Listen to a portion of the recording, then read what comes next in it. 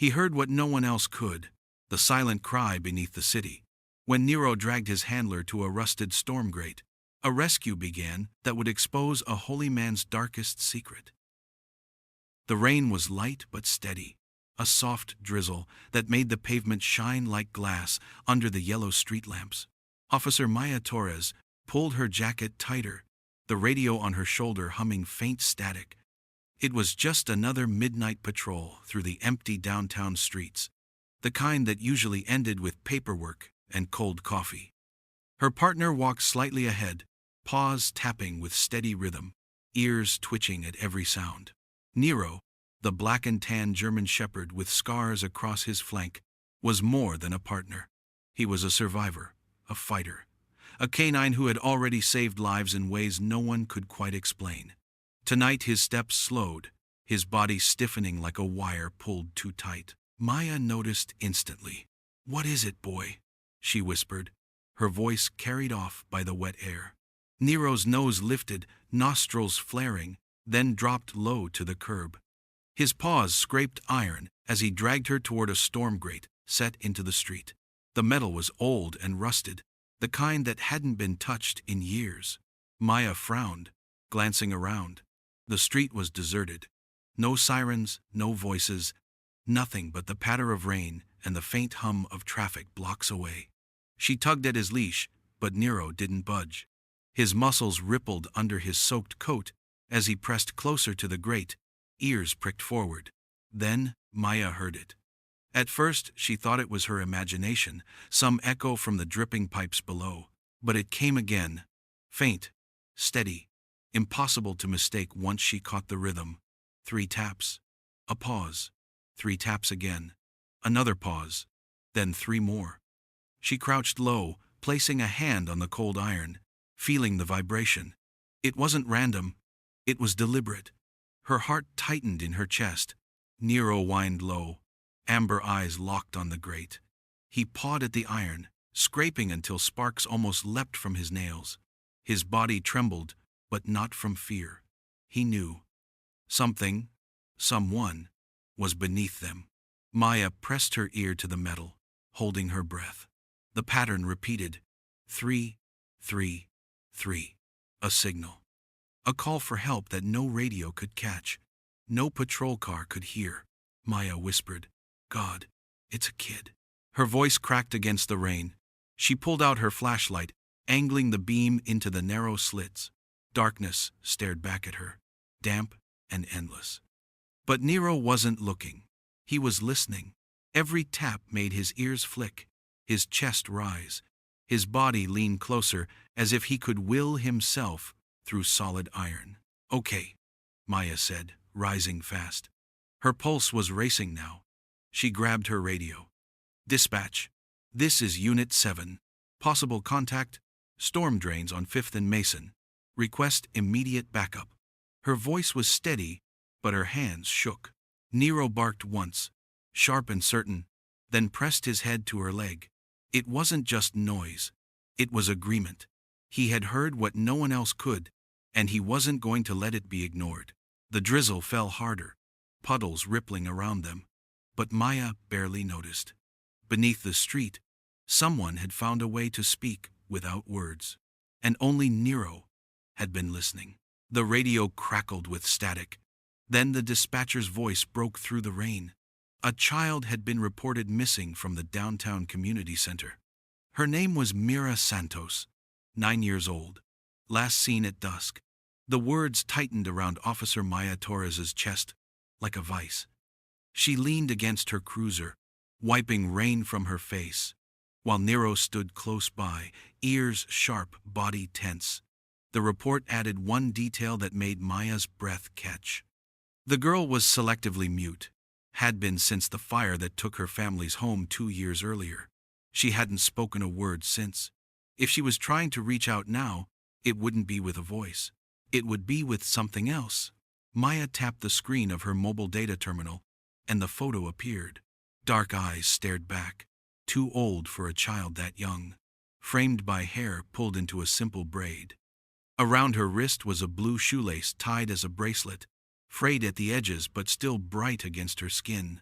Maya stared at it for a long moment, then lowered the screen so Nero could see. The dog's nose twitched, and his tail gave the smallest flick. They returned to the storm grate, the place where Nero had first stopped and refused to move. Rainwater rushed past in small rivers, carrying leaves and paper scraps into the gutter. Maya crouched low, shining her flashlight along the edge, searching for anything that could prove what she and Nero already suspected. The beam caught something tangled in the muck. At first, it looked like nothing more than trash, just threads of fabric caught in the flow. But Nero's nose pressed forward, his tongue flicking as he nudged it free with careful precision. When it came into the light, Maya's throat closed. Blue threads, damp and slick with oil, stretched across her palm. It wasn't cloth from a shirt or a shoe. It was thin and braided, the unmistakable remains of a shoelace bracelet. She pulled up the photo again, holding it side by side. Same blue, same frayed edge. Her stomach dropped. Mira had been here. Nero growled low deep in his chest, the kind of sound he made when he had locked onto something that mattered. His amber eyes burned in the glow of the flashlight, unblinking, alive with purpose. Maya felt the weight of the moment press against her. Somewhere beneath their feet, the girl was trapped, alone, using taps on the iron as her only cry for help. Maya closed her hand around the threads, clutching them like they were proof of life itself. "We hear you," she whispered into the night. Her voice cracked, quiet, but certain. She wasn't speaking only to herself. She was speaking to the darkness, to the child who had managed to send a signal through layers of concrete and fear. Nero's growl deepened, not of anger but of promise. His body leaned forward, ready to pull her wherever the trail led. For him there was no doubt. For him the taps had a name, and that name was Mira. Nero's nose pressed close to the wet pavement, the water running along the gutter carrying more than just the smell of oil and rot. His body shifted like a compass, finding true north, pulling Officer Maya Torres away from the storm grate and into the narrow cut of an alley. The leash stretched tight in her hand as she followed, her boots splashing through puddles, her breath clouding in the damp night air. Around them, the city seemed empty, just neon flickers from a closed diner sign, and the shuttered roll-down doors of shops that had long since gone dark. Maya could hear her own footsteps echoing, but Nero moved with a purpose that didn't need sound. She let him lead, trusting the low rumble in his throat, the small jerks of his head that said he was following something real. Every trash can they passed, every scent of food, every trace of human life that might have pulled another dog off track, was ignored.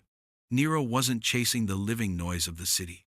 He was after something colder, something that drifted through the air like a whisper. His nose lifted, ears twitching, as a draft of recycled air brushed across them. It came from a row of metal vents along the wall of a closed factory, carrying with it a faint trace that Maya could not smell, but that the dog refused to let go. Nero pressed his body low and stalked forward, nostrils flaring at the hot breath of the vent. Maya placed her hand against the metal grill, and even through the rain, it was warm. She frowned, her flashlight catching on faded paint that read Riverton Cannery. The place had been shut down for years, its windows boarded or broken, its reputation nothing more than ghost stories traded at bars. Yet here it stood, a giant carcass of concrete and steel, its dark windows staring back like empty sockets. The vent rattled suddenly, not with wind, but with rhythm. 3 clicks, a pause, 3 more, a pause, and 3 again. Maya's blood ran cold. She pulled out her radio, her voice low but steady as she called in the location. Her words were clipped, direct, the way training had drilled into her, but inside she was trembling. The dispatcher promised to send a unit, and minutes later a beat cop pulled up, squinting at the factory with bored eyes. "It's a building breathing," he muttered, dismissing the sound as old machinery left to rot. He leaned against his cruiser like the night had already ended. Maya wanted to argue, wanted to shake him. But Nero answered first. He lowered his body, teeth bared at the grate, growling so deep the air seemed to vibrate with it. His ears were forward, eyes locked on the metal as if he could see straight through. This wasn't imagination. This wasn't noise. This was a signal. Maya tightened her grip on the leash and whispered, more to herself than to anyone else, "She's in there." Nero's growl deepened. A promise in the night. And for the first time, Maya knew with certainty that the trail they were following was not one anyone else could see. But it was there, and Nero would not stop until it ended. The lot around the Riverton cannery filled slowly with the flashing lights of cruisers, radios crackling with clipped voices, and the sharp tension that always came when different badges shared the same ground. Local police wanted control, city detectives claimed seniority, and the sheriff's office had men pacing in the rain with folded arms. Maya stood off to the side, one hand resting on Nero's collar, watching the storm of authority clash and sputter, while the dog stayed fixed on the maintenance vent that kept clicking in threes. Her jaw tightened. The sound was proof enough for her, but every time she tried to explain it, someone waved her off with a shrug. The argument was still rolling when an unmarked black SUV pulled into the lot. The door opened, and Agent Owen Patel stepped out, his jacket marked only with the yellow block letters of the FBI. His face was calm, too calm, the kind of steady expression that cut through noise like a knife. He didn't ask questions at first. He just walked to the wall, pulled a handheld decibel meter from his bag, and crouched by the vent. The machine's needle twitched in silence, then spiked. 3 ticks, pause, 3 ticks, pause, 3 again. Patel's dark eyes lifted, meeting Maya's with a slow nod. "She's talking," he said softly. The argument died there. The agents spread out, flashlights cutting into the black mouth of the building as they pried open a side door. The air that poured out hit them with a smell Maya would never forget. Bleach, thick and sharp, burned her nose, and beneath it something sour and damp. Nero pulled hard at the leash, his paws sliding across the floor as if he had been waiting years for this moment. Inside, dust lay across the ground in patches, broken by boot marks, too fresh to be ghosts. Overhead hung camera domes, the kind used in warehouses. But each one was covered in black tape, as if someone had blinded the building on purpose. New padlocks gleamed against old metal doors, shiny and strong, out of place in the rot of the cannery. Every detail spoke of a place repurposed, not abandoned. Maya ran her flashlight along one of the steel doors, and her breath caught in her throat. In the dust that clung to the metal, a small hand had dragged its fingers down again and again. Not random scratches, not panic. Lines, neat and deliberate, grouped into 5s. She counted them out loud without meaning to, her voice breaking with each number. 70. 2. Then nothing. The last mark, cut off halfway, smudged, as if the hand had grown too weak. "She's counting hours," Maya whispered. The words dropped into the silence, like stones in water. Behind her, no one spoke. Even the arguing men had gone still. Nero pressed his head to the seam of the door, chest heaving, his breath loud in the quiet hall. He whined low, the sound filled with urgency, then let out a growl that vibrated against the steel. His whole body trembled with the need to break through. Maya placed a hand on his back, her own heart pounding in time with his. "Trust your dog," Patel said simply. It wasn't a suggestion, it was an order, and it was enough. The order came in a low voice, and then the crash of steel against steel filled the night. SWAT moved like a dark tide through the side entrance of the Riverton cannery, their boots pounding the cracked floor, rifles raised, voices clipped and sharp. The first room opened with a blast of stale air, the light from their lamps revealing rows of cots lined neatly along the wall. For a moment it looked like a shelter, but the truth unraveled as quickly as the beams swept across the space. The cots were cheap, thin mattresses stained and sagging. On the floor sat burner phones in tangled piles, their batteries stacked beside them. In the corner, a calendar had been pinned to the wall, days circled in red marker. Drop nights, 3 in a row. lined like warnings no one outside this place was ever meant to see. Maya stepped forward, her pulse hammering in her ears. Nero stayed at her side, ears flat, tail stiff. He sniffed the air, his chest rumbling with a sound she had come to trust. Something wasn't right. The room felt staged, too clean in places where it should have been coated in years of dust. SWAT cleared it quickly, calling the room secure, but Maya's eyes caught on a cot pressed against the far wall. Something about the blanket draped over it looked wrong, too carefully placed. She pulled it back and found a book lying open on the thin mattress. It was a children's book, bright cover dulled with wear. She frowned, flipping it open, and felt her stomach twist. The pages had been carved out, the inside hollowed into a box. Nestled in the space was a photograph, and as she pulled it free, her hands began to shake. A Polaroid, grainy but clear enough, of Mira Santos. The little girl stared at the camera, her face pale but defiant. Her right hand was raised, 5 fingers spread, her thumb tucked in. Maya froze, recognizing it. It wasn't a wave, it wasn't random. It was the sign for help in American Sign Language, an improvised message from a child who could not speak. "Dear God," Maya whispered, clutching the photo. Around her the others kept moving, calling out corners, but she couldn't look away. Mira had been here. She had left this on purpose. She was still fighting. Nero's sudden sneeze snapped her out of it.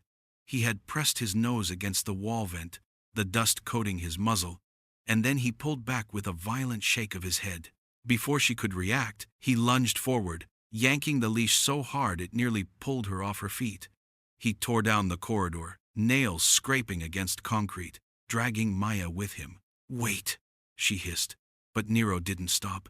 His body was all urgency, pulling her through twisting halls that smelled of bleach and mildew until the air changed.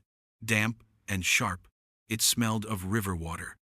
Maya's lungs filled with it as they burst through an exit door into the night.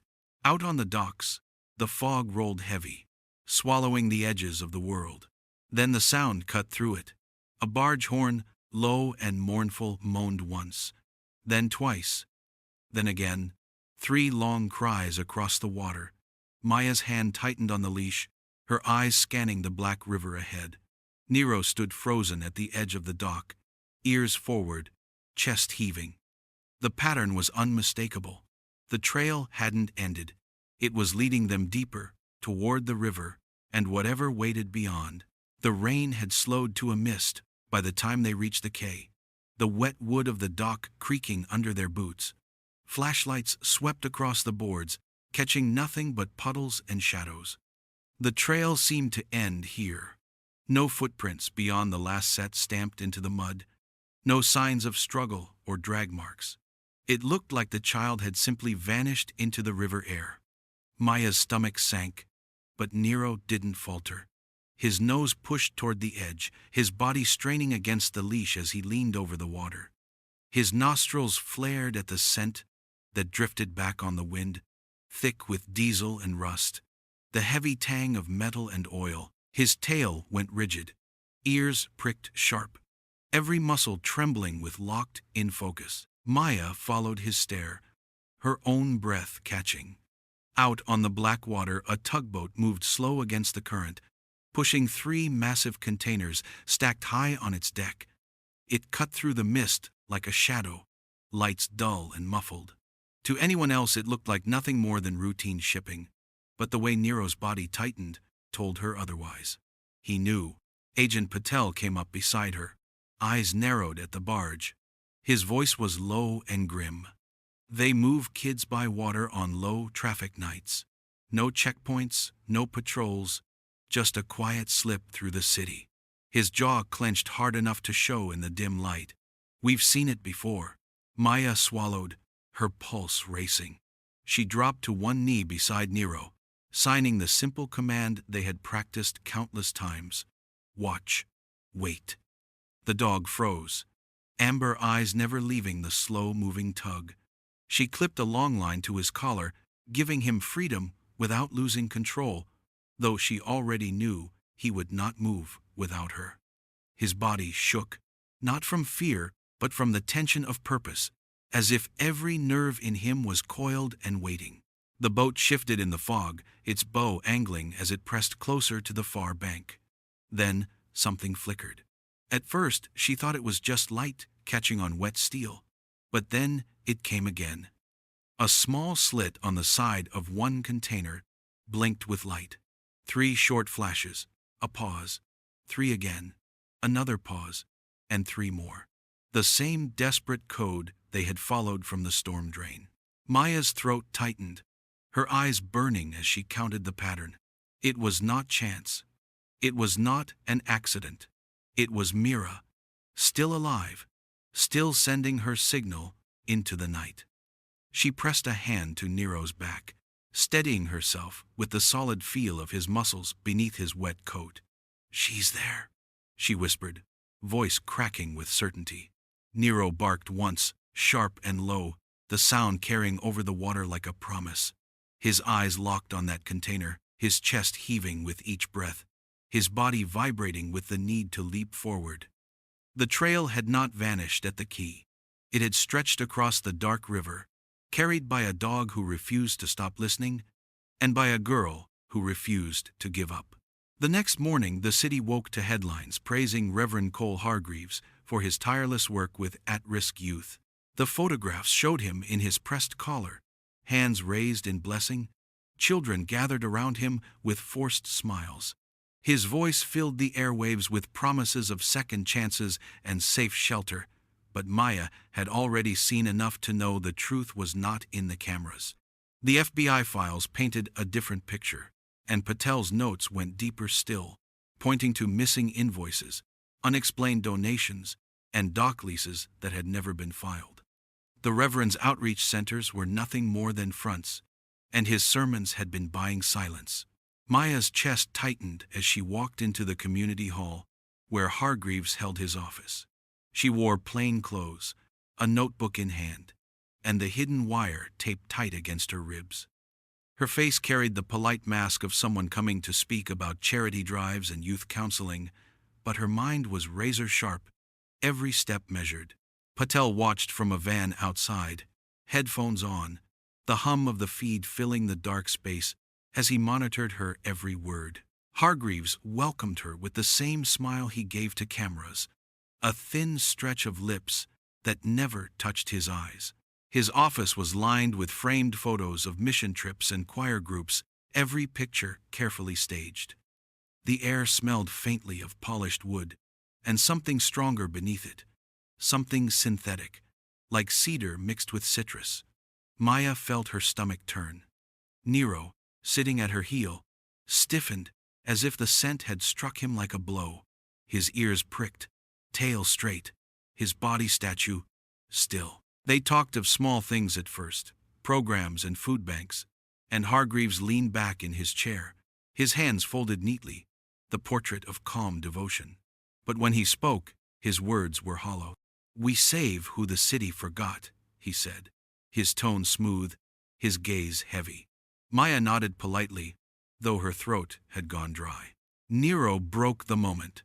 A sound rose from deep in his chest, a low rumble that carried more weight than any words. His lips peeled back, exposing the edge of his teeth. His eyes were locked not on the man's face, but on the cuff of his sleeve, the faint trace of the cologne that clung there. Maya's hand tightened on the leash, her pulse racing. She remembered the same scent in the cannery, the same chemical sweetness that had drifted from the vent. Nero remembered too. Outside, Patel's voice crackled in her ear. "The truck's moving!" She turned slightly, glancing through the window as a low box truck rolled out of the dockyard. The driver kept his head down, but even at a distance she saw the glint of fresh padlocks on the rear doors. Nero barked once, sharp and warning, the sound cutting through the room. Hargreaves only smiled, still calm, still polished. But Maya saw the flicker in his eyes, just for a moment, like a curtain slipping to reveal the rot behind. She gripped the leash tighter, every nerve ready, while Nero growled on, refusing to be silenced. The sky opened with a roar, thunder rolling over the river as lightning split the dark clouds. The storm turned the bridge into a cage of flashing light and pounding rain. Traffic snarled by the sudden downpour. Cars stood still, horns blaring in frustration, but Maya saw only the low box truck wedged in the middle of the chaos. Its taillights glowed red in the haze, water sheeting down its sides, and she felt her pulse hammering. This was the moment they had been waiting for. Perfect cover for a transfer, hidden by storm and stalled traffic. She broke into a sprint, boots slapping the slick pavement. The wire in her ear filled with Patel's voice urging caution she could no longer hear. The truck's tailgate slammed open, the sound sharp as a gunshot. Maya raised her flashlight, cutting through the spray, and froze as the noise reached her. 3 dull knocks from inside a crate. The same rhythm. 3 then pause, 3 then pause, 3 again. Her throat tightened. Mira. A shadow shifted in the back of the truck. One of the guards lifted a pistol, his arm jerking up toward her, rain streaming from his jacket. Before she could draw her weapon, Nero was airborne. He launched from the pavement like a bolt of lightning of his own, fur flying, teeth bared, his body a blur of fury and loyalty. He clamped down on the man's arm with crushing force, twisting it skyward. The shot went wild, splitting the storm with nothing more than a crack of sound. The man screamed, stumbling back as Nero's jaws held fast, his body shaking with the effort. The pistol clattered against the side of the truck before skidding into the street. Maya rushed forward, ignoring the chaos around her. She climbed into the truck bed, her light sweeping across rows of crates, her eyes fixed on the one that had answered her. Heavy chains looped through iron rings, their links dripping with rain. Her hands shook as she dragged bolt cutters from her belt, sparks flying as she forced them through the steel. The chain gave way with a snap, clattering to the floor. She yanked the crate open, and her heart dropped. Empty. Only damp air and shadows met her. For a second, her mind went blank. But then, her eyes caught the floor of the crate. A small bundle of blue threads lay in the corner, soaked but unmistakable, the same threads from Mira's shoelace bracelet. And scratched in chalk, faint but clear, was a crude drawing, lines crossing until they formed something that looked like tunnels. A small arrow pointed toward the edge, marked with 3 dots. "The flood control tunnel," Maya whispered, her chest tight. She lifted the chalk map with trembling fingers, rain washing lines from her skin. Mira had been here, long enough to leave another clue, long enough to try again. Behind her, Nero released his grip, the guard crumpling under Patel's men as they rushed in. The storm raged louder, the bridge trembling under the thunder, but Maya only felt the weight of those blue threads pressed to her palm. Mira was still out there. The trail was not over. It had only shifted deeper into the dark. The roar of water filled the underground space, echoing through the stone tunnels like the steady breathing of some buried beast. The flood control system had been carved beneath the city decades ago, but it was alive tonight, alive with the surge of rainwater that thundered through its channels. The air was thick with mildew and rot, the smell of damp concrete and rusted iron mixing with something sharper, something that carried the raw edge of fear. Nero padded along the narrow catwalk that ran above the torrent, his paws sure on the slick metal, his ears pricked high, his nose tasting every shift of the current.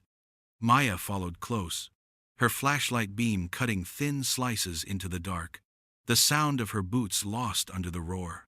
Nero paused, his head cocking to one side.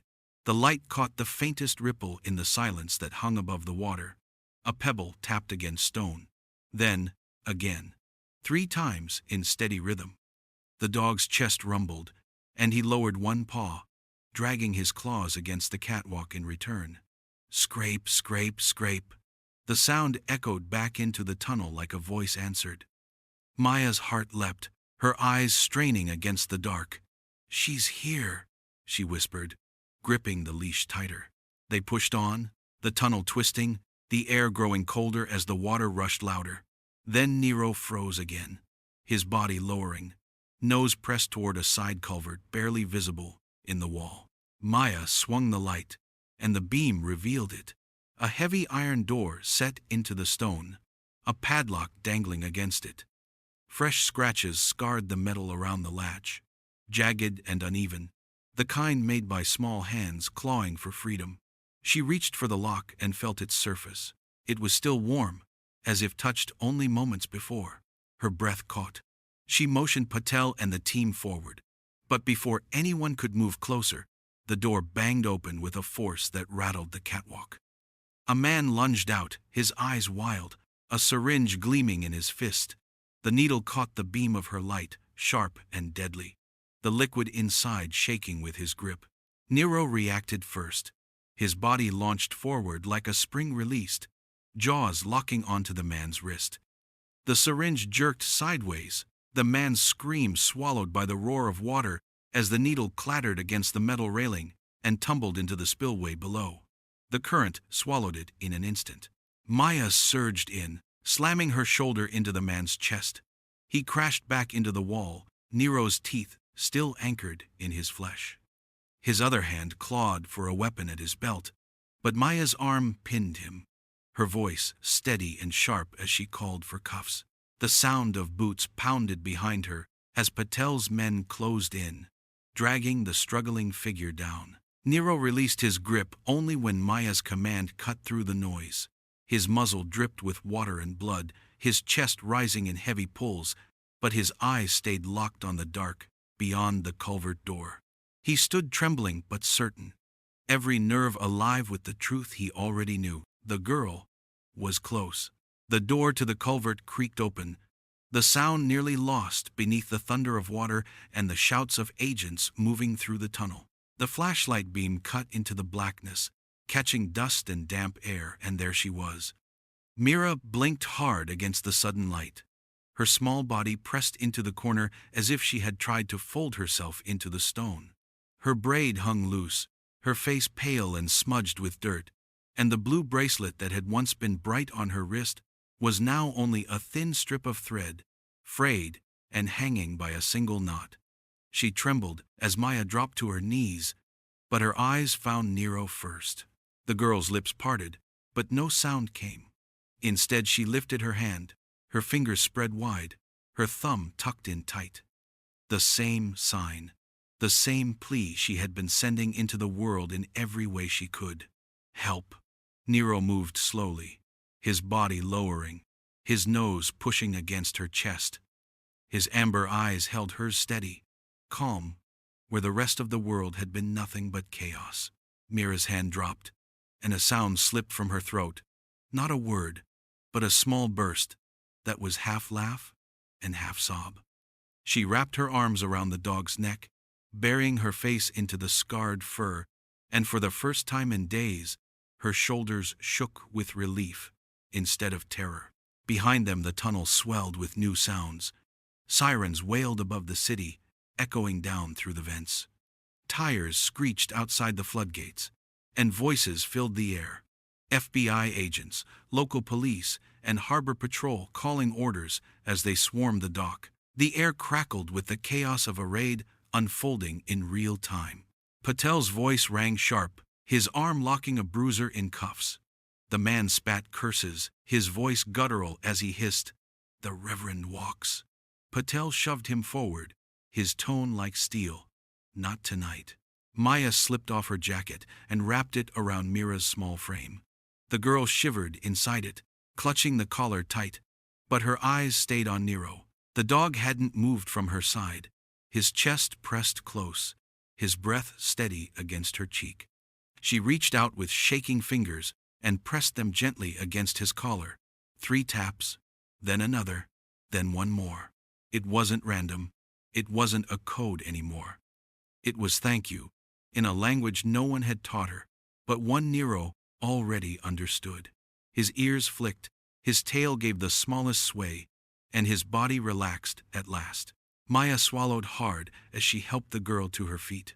The storm outside still raged, agents shouted, and the fight wasn't over, but in that moment, all she could see was the bond between a silent child and the dog who had never stopped listening. Mira didn't need words. She had found a voice in taps and signs, and in the way her hand rested against Nero's fur, steady and sure. And Nero, scarred and silent in his own way, had answered every single time.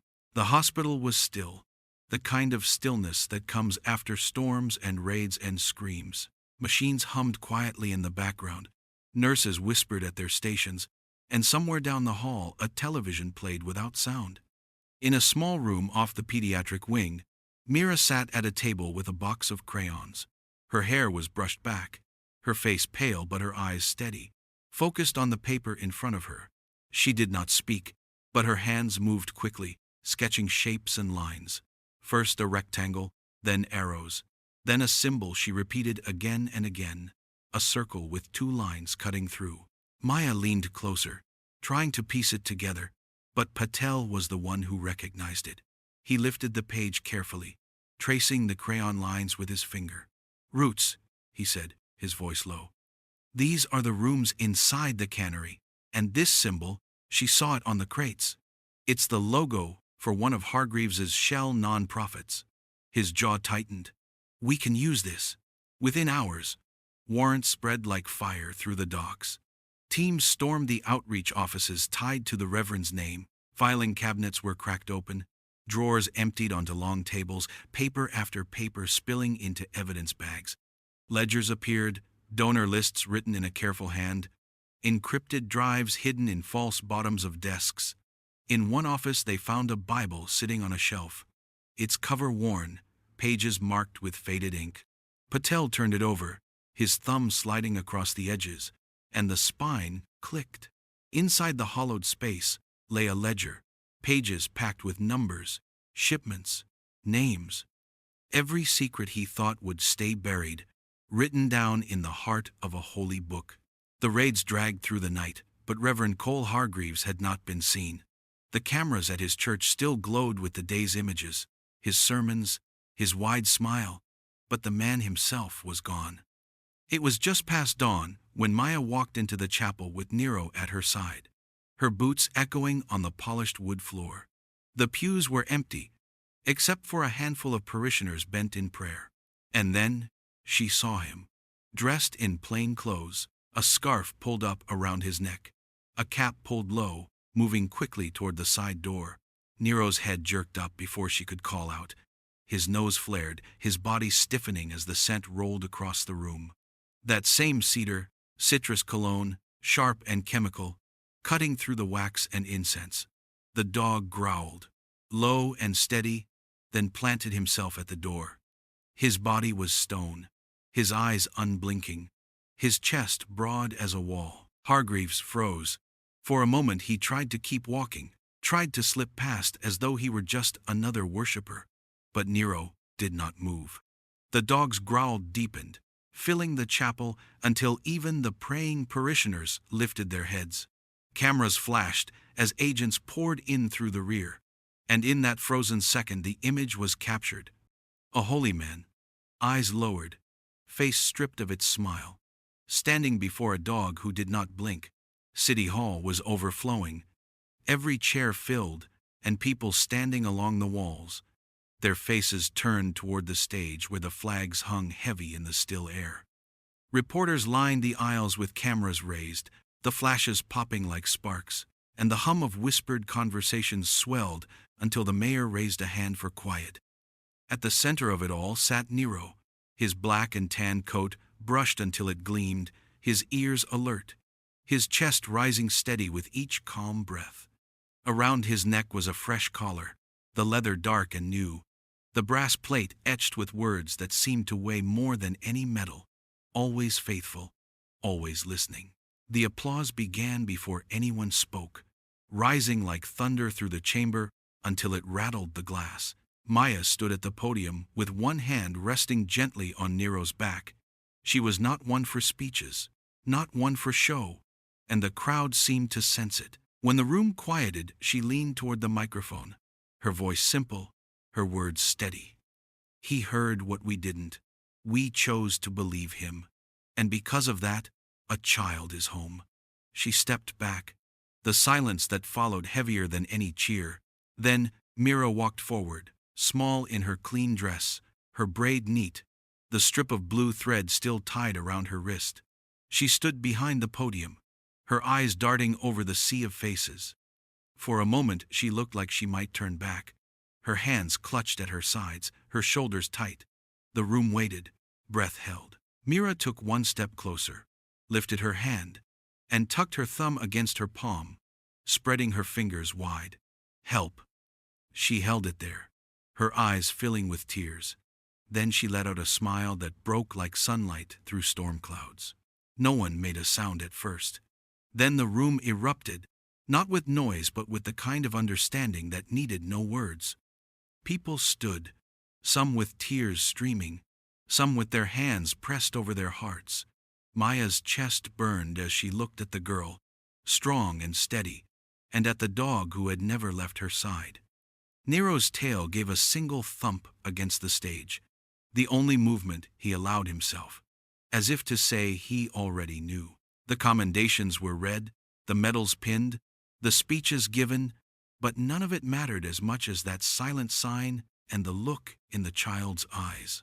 When the ceremony ended, the cameras followed them out into the bright morning.